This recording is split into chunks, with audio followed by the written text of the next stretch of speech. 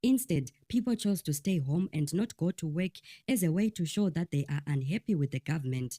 Even though Geza's plan for a big protest did not happen, the stayaway still sent a strong message that many Zimbabweans are tired of corruption and poor leadership.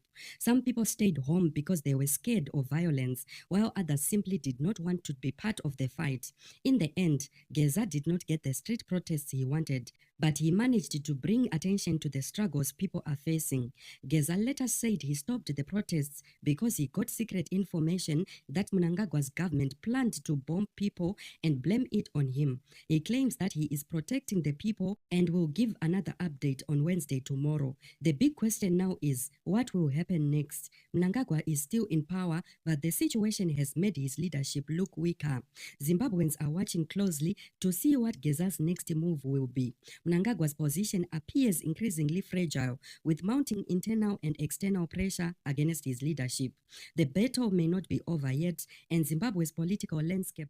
But in the streets, a different cry echoes, not for another Western puppet, but for a leader like Burkina Faso's Ibrahim Traore. This is a story of crisis, awakening, and a Pan-African revolution. Under Mnangagwa, Zimbabwe is crumbling, promised renewal after Mugabe's fall. He has delivered stagnation instead, rigged elections, soaring inflation and corruption. Now, firing his army chief to dodge a coup, he clings to power as war veterans and youth demand change. Enter Ibrahim Traore, Burkina Faso's young leader. Since 2022, he has rejected IMF loans, expelled French troops, and built factories and mines for his people. He is a beacon of self-reliance, a patriot who puts Africa first, and Zimbabweans are taking notice. They want a leader like Traore. Zimbabwe's youth see Mnangagwa as a sellout, serving the West while their gold vanishes. They want Traore's vision, a leader who keeps resources at home, not one who rigs elections to please foreign powers. For them, he is hope incarnate. This isn't just Zimbabwe's story,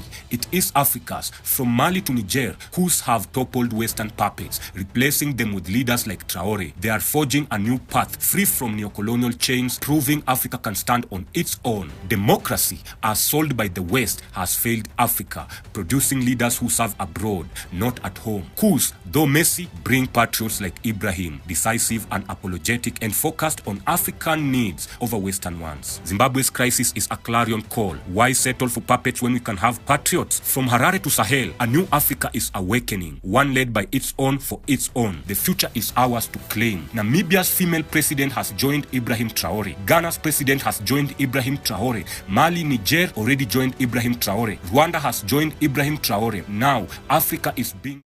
On this occasion, to give a pat on our state apparatus. It came out in full force to protect peace and order. And they proved that they are not a joystick for political daydreamers. This is a state apparatus born out of the pain of war. It knows its allegiance to the people of Zimbabwe. And somehow there was a belief that it is akin to any of the post-colonial inherited armies of Africa, which can be commanded from London and from Paris to go to State House and remove leaders. It does not work like that with our army. It is a revolutionary army steeped in the traditions of the people of Zimbabwe. It is not the army of Mobutu Sese Seko. It is not the army of Idi Amin. It is not the army of Bokassa. It is not the army of Ironsi and all those wayward African military leaders who pander for foreign interests at the expense of the people of Africa. No, it is not. And the president, to make sure that the state of apparatus was in safe hands, he made dramatic changes in the structure of our state apparatus.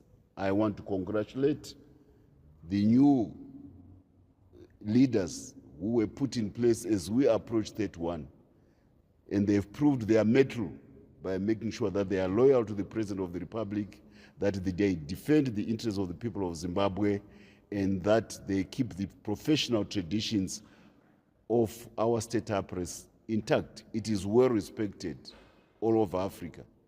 So heads off to General Matatu. And congratulations too, as I say, heads off.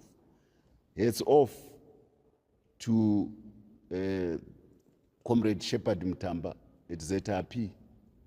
And heads off to Director General Fulton Mangwanya at CIO.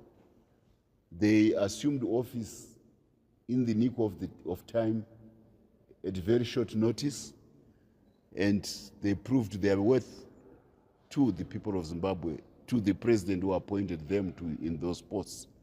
And they made sure that Zimbabwe remains orderly and peaceful on what was supposed to be a fateful day. This is a salutary lesson to those who harbor the idea that they can personalize the Zimbabwe army. It is not. Why would you want to say that you somehow believe that you own the Zimbabwe army simply because you survived a war?